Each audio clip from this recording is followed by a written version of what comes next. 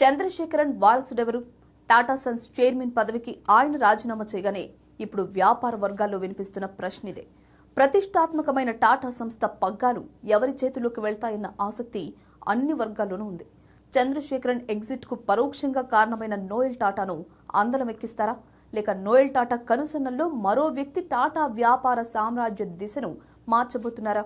అయితే ఒకటి మాత్రం నిజం, చంద్రశేఖరన్ వారసుడిగా బాధ్యతలు చేపట్టడం అంటే అంత సామాన్యమైన విషయం కాదు.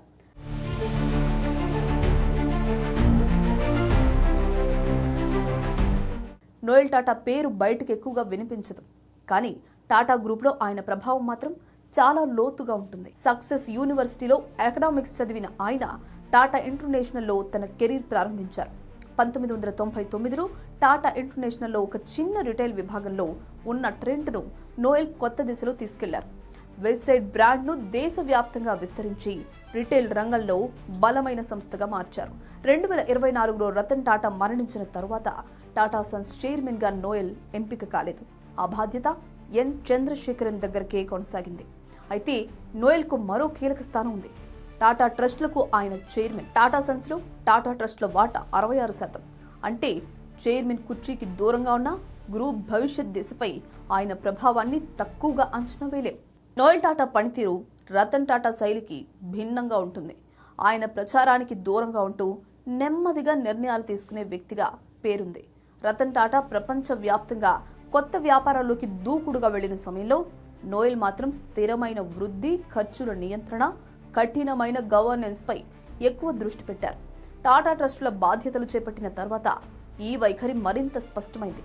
పెట్టుబడుల విషయంలో జాగ్రత్త, సంస్థల పాలనలో నియంత్రణ, దీర్ఘకాలిక స్థిరత్వం ఇవి నోయల్ ఆలోచన విధానంలో ప్రధాన అంశాలుగా కనిపిస్తున్నాయి.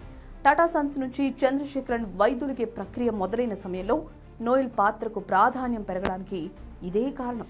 చైర్మన్ గా ఎవరిని ఎంపిక చేయాలి, ఎలాంటి నాయకత్వం అవసరం, గ్రూప్ ఏ రంగాల్లో పెట్టుబడులు పెట్టాలి, ఇలాంటి నిర్ణయాల్లో నోయల్ పాత్ర ఖచ్చితంగా ఉంటుంది. ఇప్పుడు టాటా గ్రూప్ ముందున్న అతిపెద్ద సమస్య వారసత్వం మాత్రమే కాదు, వ్యాపార సామ్రాజ్యాల్లో కొన్ని భారీ క్యాష్ లూజర్లు కూడా ఉన్నాయి. 2025-26లో Air India, Tata electronics, Tata digital కలిసి దాదాపు 29,000 కోట్ల రూపాయల నష్టాన్ని నమోదు చేశాయి. టాటా గ్రూప్ కు ఎయిర్ ఇండియా పెద్ద గుదిబండగా మారింది. 2025-26లో నష్టం 22,238 కోట్ల రూపాయలకు చేరింది. టాటా గ్రూప్ ఎయిర్ ఇండియాను తిరిగి బలమైన గ్లోబల్ ఎయిర్ లైన్ గా నిలబెట్టేందుకు భారీగా పెట్టుబడులు పెడుతుంది.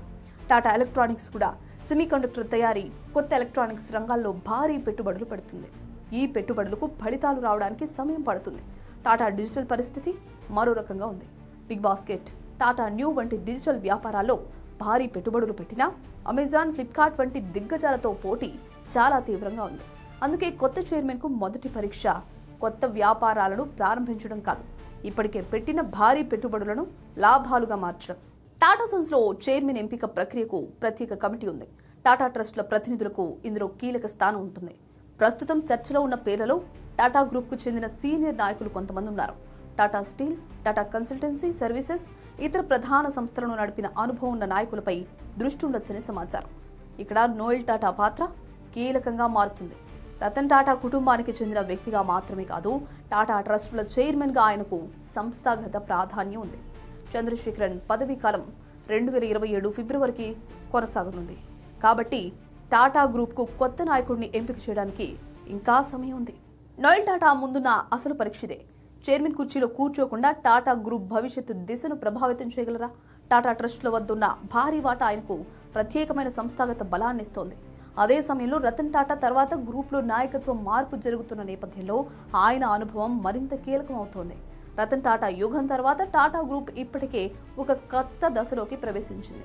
ఇప్పుడు చంద్రశేఖరన్ తర్వాత మరో నాయకత్వ మార్పు రాబోతోంది.